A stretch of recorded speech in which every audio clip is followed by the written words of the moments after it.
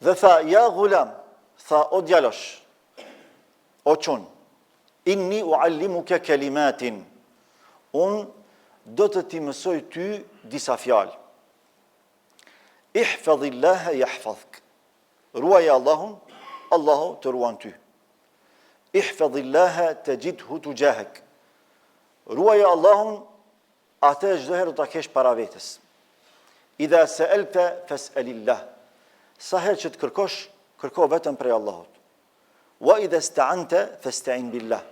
E sa herë që të kesh nevojë për ndihmë, mbështetju vetëm Allahut. Wa'lam, edhe dije mirë, أن الأمة لو اجتمعت على أن ينفعوك بشيء لم ينفعوك إلا بشيء قد كتبه الله لك.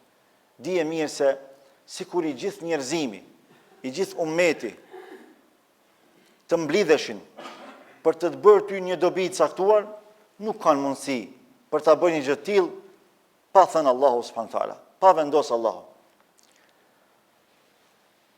ولو اجتمعوا على أن يضروك بشيء لم يضروك إلا بشيء قد كتبه الله عليك.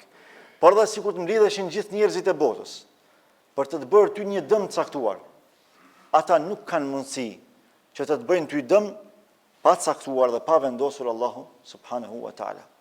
Rufi'atil aqlamu wa jaffatis suhuf, janë ngritur lapsat dhe janë tharë fletët. Pra çdo gjë është shënuar nga ana e Allahut subhanahu wa taala.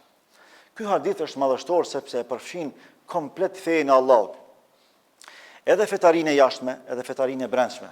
Pra edhe çështjet e besimit në kader, besimit në Allahun subhanahu wa taala, e paraqitashtë në njësimin e Allahut si Zot I vetëm, në veprime, në fjalë, në emra, në cilësi e kështu me radhë, po ashtu edhe ja mëson edhe mbështetjen robit